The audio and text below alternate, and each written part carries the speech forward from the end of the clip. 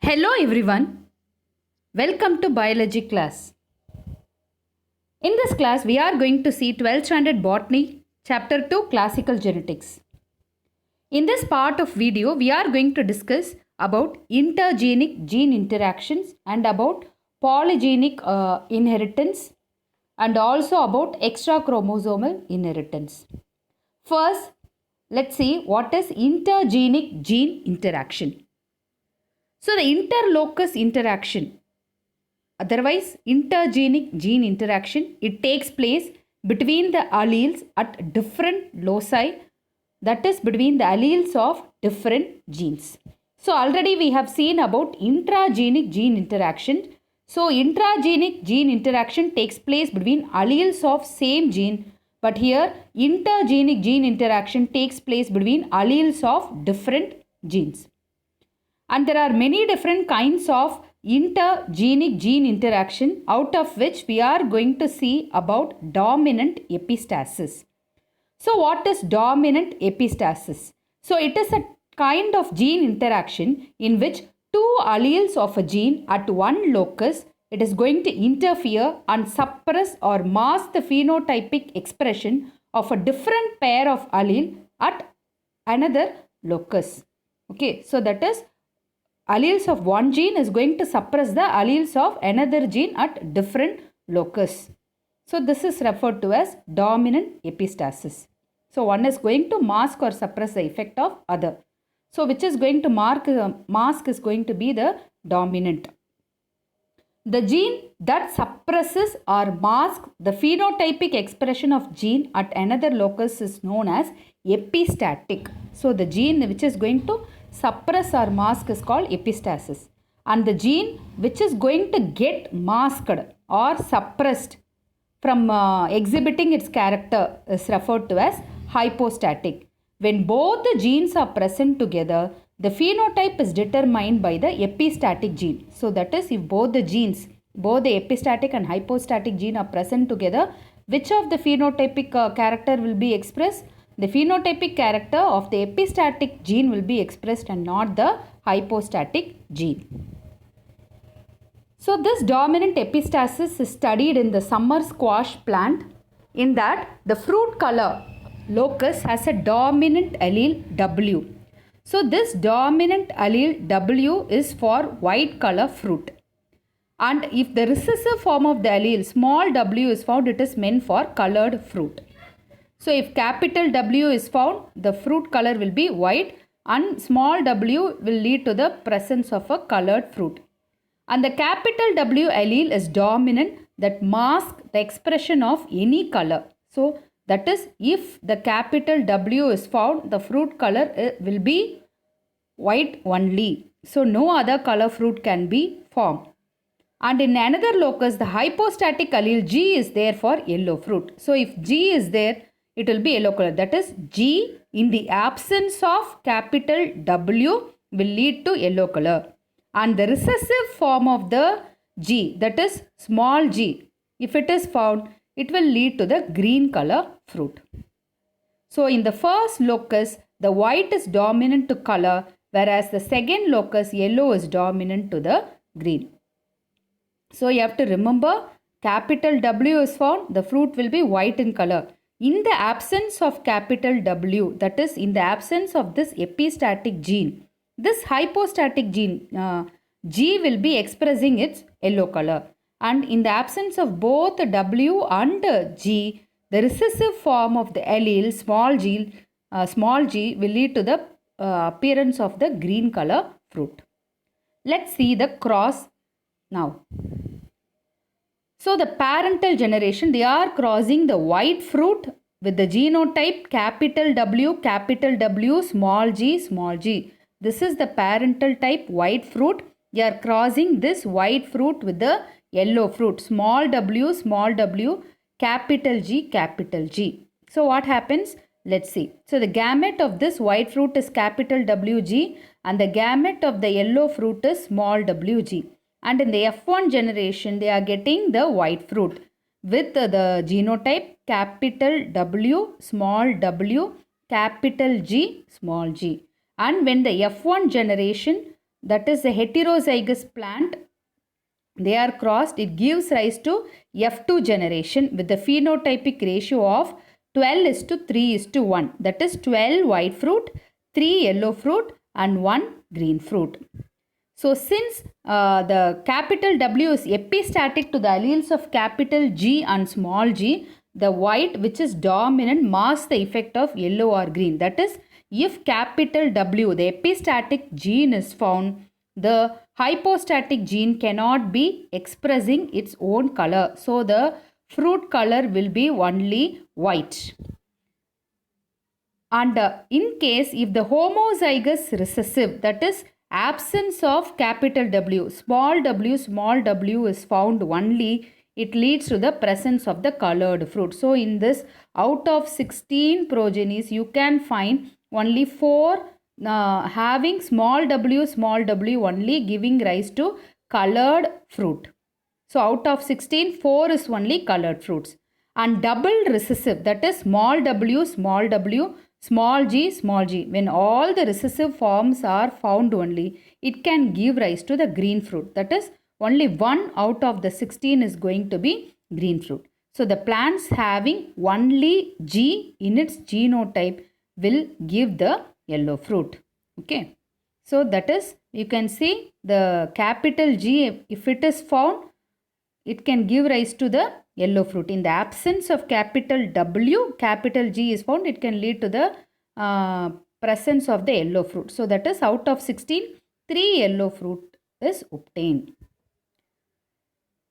And this also represents the same cross, and you have to remember and register in your mind that capital W is found, it leads to the presence of white color. So capital W in the presence of both capital G or small g, it is going to give the white color fruit. Okay, because capital W is the epistatic gene, it is going to suppress the hypostatic gene and thereby it masks the effect of the color. So the fruit color is going to be white. And in the absence of capital W, capital G is found, then the fruit color will be yellow. And all the recessive form, okay, it is going to give, when all the genes are in the recessive form, it is going to give the green color fruit.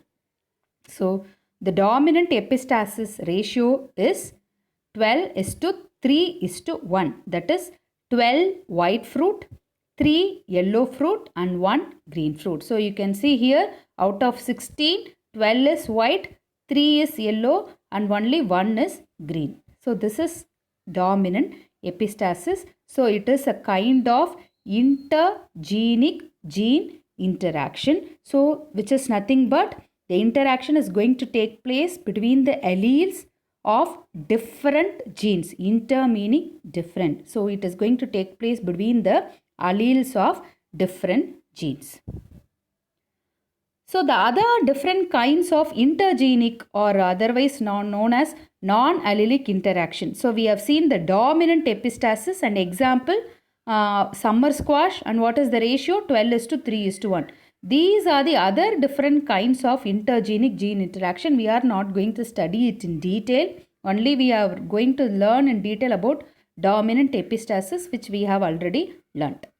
The other different kinds of intergenic gene interaction are recessive epistasis, which is seen in snapdragon antirrhinum, and the recessive epistasis ratio is 9:3:4.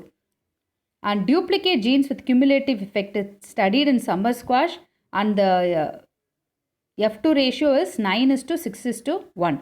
Complementary gene kind of interaction is seen in sweet peas, and the ratio is 9:7. Supplementary gene is seen in maize, 9:3:4, and inhibitor genes, it is seen in rice plants, 13:3, and duplicate genes it's studied in case of seed capsule of shepherd's purse Bursa pastoris, and the ratio is 15:1. So they may ask in objective, for example, what is the phenotypic ratio of duplicate gene kind of interaction. So they may give options, different option, but the answer is 15:1. And already we have seen about the intragenic or allelic interaction in the previous class. So incomplete dominance we have seen. We have studied incomplete dominance in case of flower color in Mirabilis jalapa, which gives 1:2:1. And in case of snapdragon, again 1:2:1. And codominance. This is also a kind of intragenic gene interaction, ABO blood group system, and which also shows the same phenotypic ratio 1:2:1. Next, let's see about what is polygenic inheritance. And we are going to learn polygenic inheritance in case of wheat and in wheat with respect to its kernel color. So wheat kernel is nothing but the seed. The seed of the wheat is referred to as the kernel. So first, let's see what is polygenic inheritance. So the term polygenic, poly meaning many. Okay, so several genes combine to affect a single trait is referred to as polygenic inheritance. That is, so here just an illustration is given. So several genes. So for example, gene G, W, E, Q. So several genes are going to affect a single trait. This is referred to as polygenic inheritance. So this is different from that of the pleiotropy.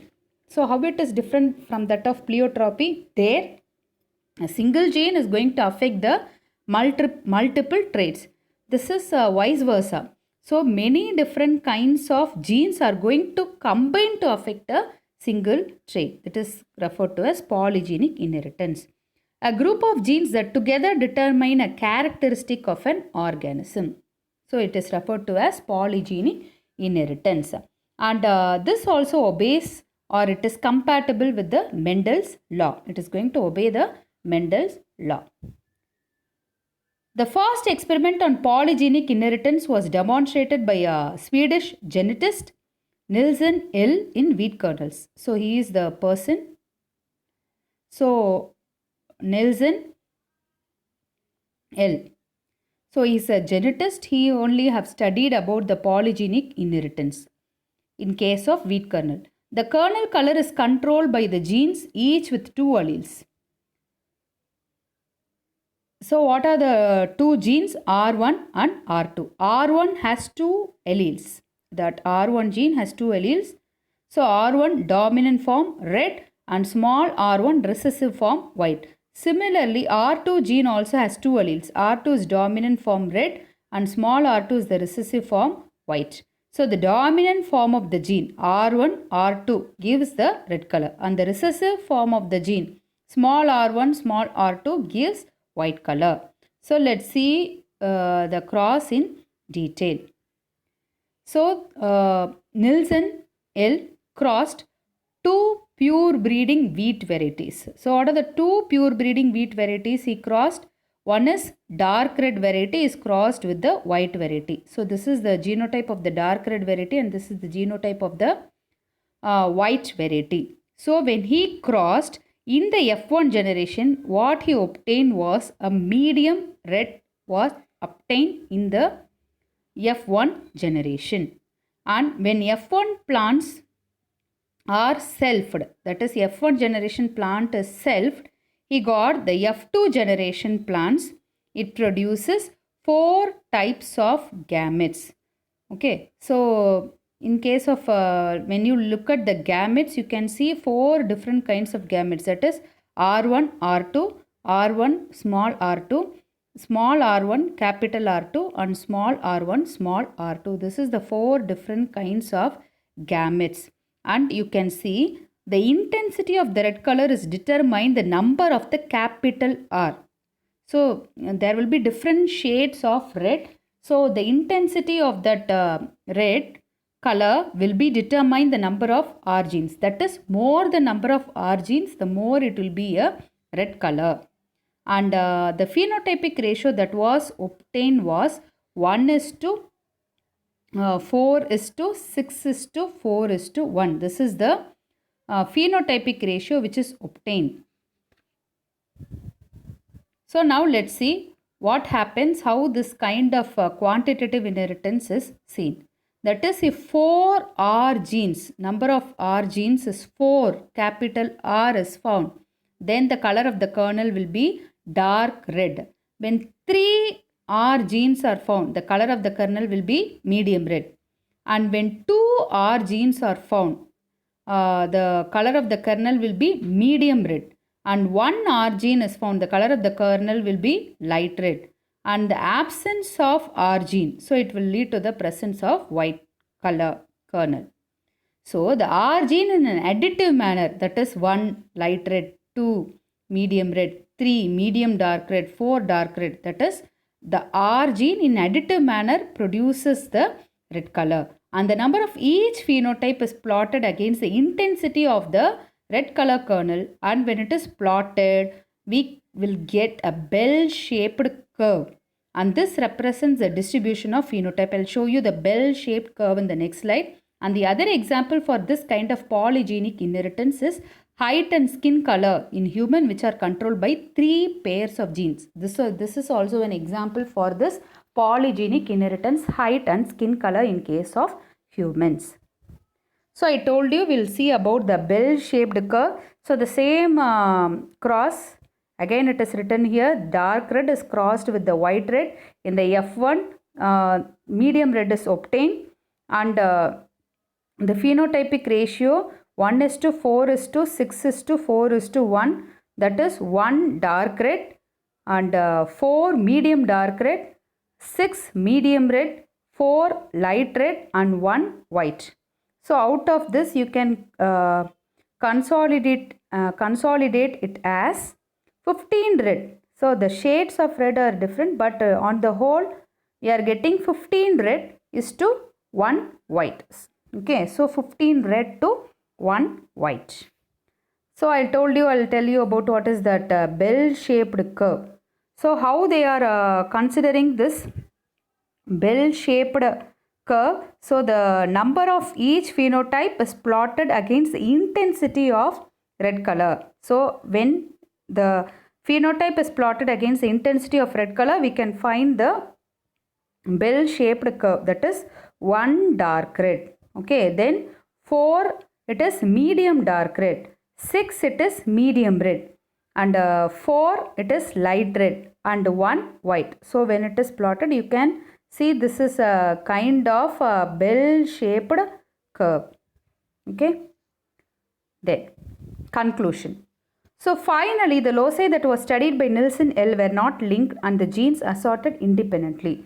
So here it is not going to be, the genes are not going to be linked. The genes are going to assort independently. That's why you have even in the F2 generation, the parental character, that is the dark red and the white red, is going to again appear in the F2 generation, which confirms that the genes are assorted independently. Later researchers discovered that the third gene that also affect the kernel color of the wheat, the 3 independent pairs of alleles were involved in the wheat kernel color. Okay. So, and if it is studied, for example, you can have the parental type. For example, they have shown 3 different pair of alleles, capital A, capital A, capital B, capital B, capital C is crossed with small a, small b, small b, small c, small c. So, this is the dark red wheat kernel, this is the white wheat kernel. So, if it is crossed in F1, what it is obtained was intermediate red, and when it is selfed in F2 generation, they are getting the ratio.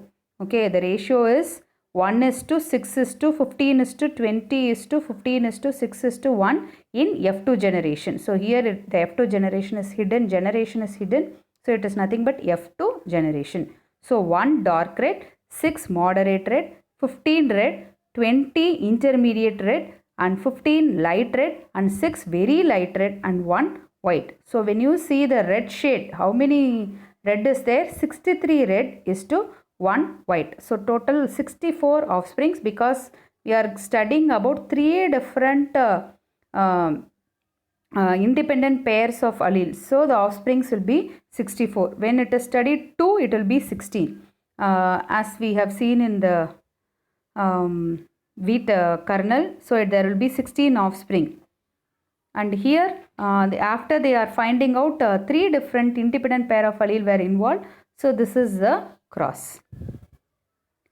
So from the above results, Nielsen et al. Showed that the blending inheritance were not taking place in the kernel of wheat. So no blending inheritance, and in F2 generation plants have kernels with wide range of color variation. So this is due to the fact that genes are segregating and recombination takes place. Another evidence for the absence of blending inheritance is the parental phenotypes dark red and white appear again in F2. So we are obtaining the parental characters again in the F2 generation. So this is a very good example that there is no blending of genes, only the phenotype is getting blended. The genes are not getting blended. If the genes have got blended, what will happen? There will not be any reappearance of the parental varieties in F2 generation. Since we are observing the reappearance of the parental types in F2 generation, which confirms no blending of genes. And the cumulative effect of several pairs of gene interaction give rise to many shades of kernel color. And he hypothesized that the two loci must contribute additively to the kernel of the wheat. So two different loci genes are going to contribute. And the contribution of each red allele to the kernel color of wheat is additive manner. So already I told you, in the additive manner based upon how many R is found. So if it is going to be the presence of 4 R genes, dark red, 3 R gene, medium red, 2 R gene, 3 R gene, medium dark red, and 2 R gene, medium red. Like that, the R gene in additive manner, it is going to contribute the production of the red color. So next topic, we are going to see about the extra chromosomal inheritance. Okay, so the term itself gives extra chromosomal. What is meant by extra chromosomal? So usually the genes from the chromosomes, that is, the chromosomes are contained in the nucleus. The nuclear gene is going to be inherited. But here we are going to learn about the extra chromosomal or the extra nuclear inheritance. That is, the genes of cytoplasmic origin are involved in the inheritance. So this inheritance is otherwise referred to as cytoplasmic inheritance. So DNA is the universal genetic material, and genes located in nuclear chromosomes, they are known to follow the Mendelian inheritance. But certain traits are governed either by the genes in the chloroplast or mitochondrial genes. So even the chloroplast or mitochondria are also known to have the genes.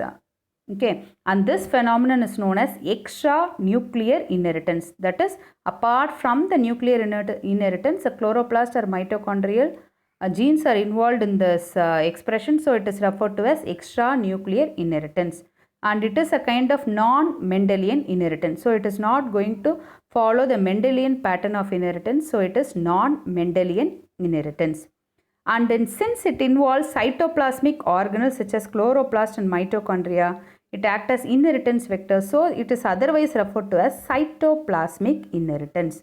And it is based on independent self-replicating extra chromosomal unit called plasmogene. Okay, so the inheritance is going to depend upon the plasmogene, and which is located in the cytoplasmic organelles such as chloroplast and mitochondria. So let's see in about the extra chromosomal inheritance. First we'll learn about the chloroplast inheritance. So we are going to learn about two different kinds of inheritance. One is with respect to chloroplast and with respect to mitochondria. So first we are going to see about the chloroplast inheritance. So this chloroplast inheritance, where it is found? It is found in 4 o'clock plant. Okay, so the 4 o'clock plant is Mirabilis jalapa. In this there are two types of variegated leaves. So different shades of green leaves will be found, that is referred to as the variegated leaves, namely dark green leaved plants and pale green leaved plants. Okay, so when the pollen of dark green leaved plant, so when we are taking the pollen, it constitutes what? It is the male, we consider it as male plant. So from the male plant we are going to take the pollen. So when the pollen of dark green leaved male plant is transferred to the stigma of the pale green leaved plant, which is considered to be a female. Okay, considered to be female, and in another cross they are crossing the pollen from the pale green leaved plant, which is considered as a male, is transferred to a stigma of the dark green leaved plant, which is considered to be male. The F1 generation of the both the crosses must be identical. Okay, that is the F1 generation. We know in the case of Mendelian inheritance, there is no influence of sex in the pattern of inheritance. But in the reciprocal cross, the F1 plants differs from each other. In each cross, the F1 plant reveals a character of the plant which is used as a female plant, but it is not going to obey the Mendel's. So, what we are using as a male or a female, it is going to influence the F1 offspring. So, it does not follow that Mendelian inheritance.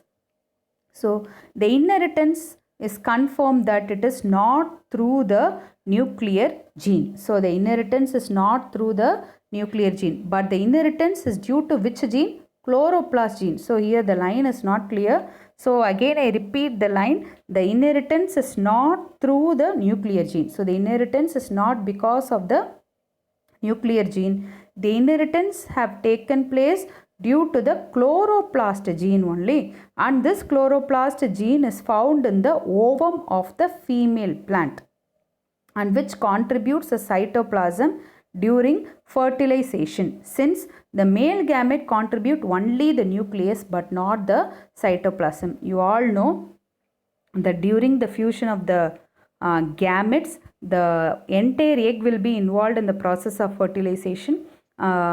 Though actually the nucleus of egg is going to fuse with the nucleus of the sperm. It is going to take place inside the egg, and the egg will be consisting of the cytoplasm.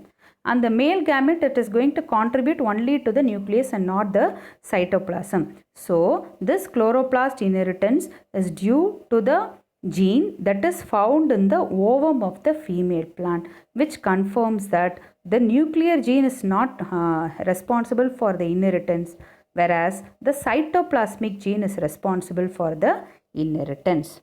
So again I repeat the cross.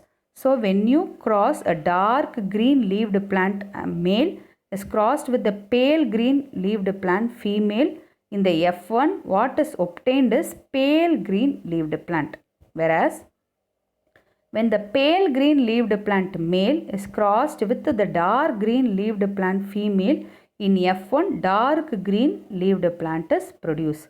So it shows that the female plant is responsible, that is the ovum of the plant is having the gene. So that gene only it is going to be getting inherited to the F1 generation. So now let's see the cellular explanation of the variegated phenotype of the leaves in Mirabilis plant. So this is the Mirabilis jalapa plant. So this is a variegated leaf. So here you can see the presence of the shades of leaf. So here, so if the genes from this part is considered, it will be having all white chloroplast, and if it is considered from here, it will be having a green chloroplast, as well as it might have white chloroplast, or fully it will be having green chloroplast. So this is the variegated leaf. Okay, so that's it about the chloroplast inheritance. And again I repeat, the chloroplast inheritance, it is found in the 4 o'clock plant Mirabilis jalapa. There you can find two different types of variegated leaves. So it is not going to obey the Mendelian inheritance. So it depends upon which plant is going to be taken as the female plant. The female plant only will be having the ovum, and the ovum is responsible, and the ovum will be consisting of the cytoplasm, and that is responsible for the F1 offspring, whether to be a dark green leaf plant or a pale green leaved plant. The next inheritance we are going to see about mitochondrial inheritance. So male sterility is found in pearl maize. Sorghum vulgare is the best example for mitochondrial cytoplasmic inheritance, and so it is called cytoplasmic male sterility. In this, the male sterility is inherited maternally. That is, maternally means from the female only. So, the male sterility is inherited from the female plant. The gene for cytoplasmic male sterility, where it is found? It is found in the mitochondrial DNA. So, in this pearl maze, you can find there are two different types. One with normal cytoplasm, and those that is having a normal cytoplasm is a male fertile plant. And the other kind, so this is the plant with the normal cytoplasm. So, it is a male plant. So, here it is written as a normal cytoplasm N. Whereas, in the another kind of plant, it has got an aberrant cytoplasm S, which is male sterile. So, it is not having a fertility character. So, it is referred to as aberrant cytoplasm. And this is called as sterile. These types also exhibit reciprocal differences as found in Mirabilis jalapa. So, it depends upon which is regarded as the male. So, the crosses are going to show the difference. So, when a plant with the normal cytoplasm, that is male, is crossed with the plant with aberrant cytoplasm female, it results in F1 generation male sterile plant. So, that's why the gene for the cytoplasmic male sterility is found in the inherited maternally. So, it is from where? Because it is going to be a normal male. And how come the F1 plant is sterile plant? So, how it has inherited this sterility? This male sterility is inherited maternally. So, from the female only, the sterility is inherited. That's why it is referred to as cytoplasmic male sterility. Okay. And when you consider the other different kind of cross, that is the plant with aberrant cytoplasm, it cannot be considered as a male. So, since the pollens are sterile, if it is crossed with the normal cytoplasm female, the cross is not possible because here the pollens are sterile. So, there will not be any offsprings. The cytoplasmic male sterility, we can see it in detail, the cytoplasmic male sterility. So, recently it has been discovered that the cytoplasmic genetic male sterility is common in many plant species, and the sterility is influenced by both the nuclear and the cytoplasmic gene. Okay, so usually the male gamete will contribute only the nucleus, and the female gamete will contribute the nucleus and also almost all cytoplasm, because during the cross, the male gamete, the nucleus alone, it is going to be crossed, whereas in the female, the cross is going to take place along with the cytoplasm. Okay, so the female gamete will be contributing both the nucleus and the cytoplasm, whereas the male will be contributing only the nucleus. So, let's see, look at this cross. So, a male plant with the fertile cytoplasm is crossed with the female plant with the sterile cytoplasm. So, this is the gamete, small r f, and here in this two different kinds of gametes is possible, capital RF and small rf. So, in case of the progeny, you can find one fertile male due to the presence of the restoration factor. Okay, so this restoration factor RF, it has inherited. So, due to this capital RF, the restoration factor, this male is going to be fertile, whereas here absence of restoration factor. So, it is going to be a sterile male due to the absence of the restoration factor. So, you can find in this case the mitochondrion, the genes are found in mitochondria, and there are also restorers of fertility, that RF genes. So, even though these genes are nuclear genes, they are distinct genes from genetic male sterility genes of other plants. And the last topic is atavism. So, what is atavism? Atavism is a modification of biological structure whereby an ancestral trait reappears after having been lost through evolutionary changes in the previous generation. That is, earlier the ancestor all would have got a character. That character, due to the evolutionary changes, would have been lost in previous generation.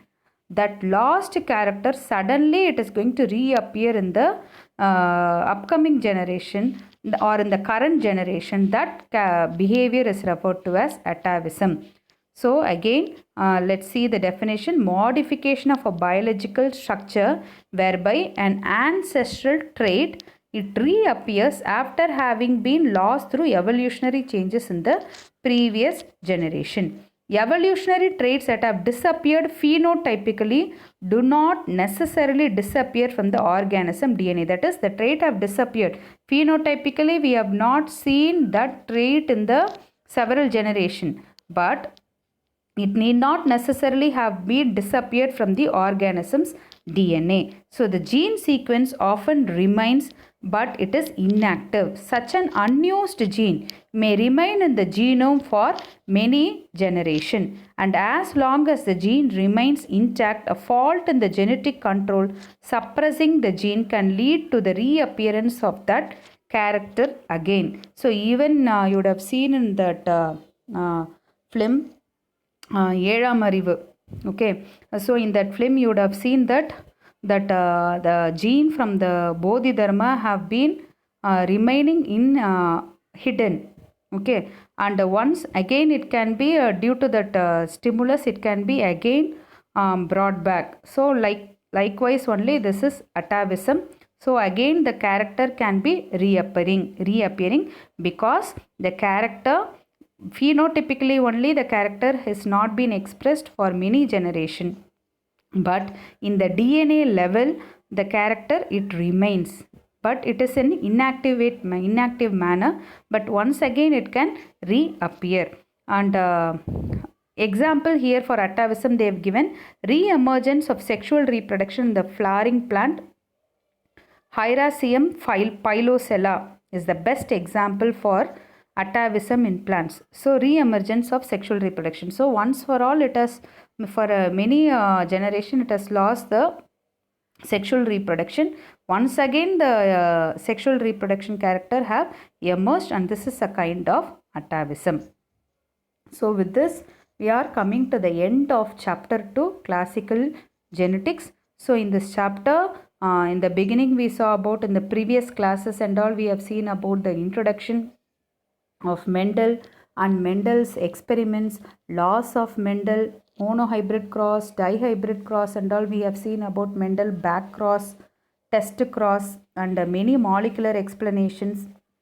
And we saw about the extension of Mendelian genetics, that is gene interaction and intragenic gene interaction. And this class we have seen about intergenic gene interaction, polygenic inheritance, and also about the extra chromosomal inheritance. That is, we have seen in chloroplast inheritance in Mirabilis jalapa plant, and also about the mitochondrial inheritance in case of pearl maize sorghum vulgare plant. So we have seen, and also about the atavism. So with this we are coming to the end of chapter 2, classical genetics of botany.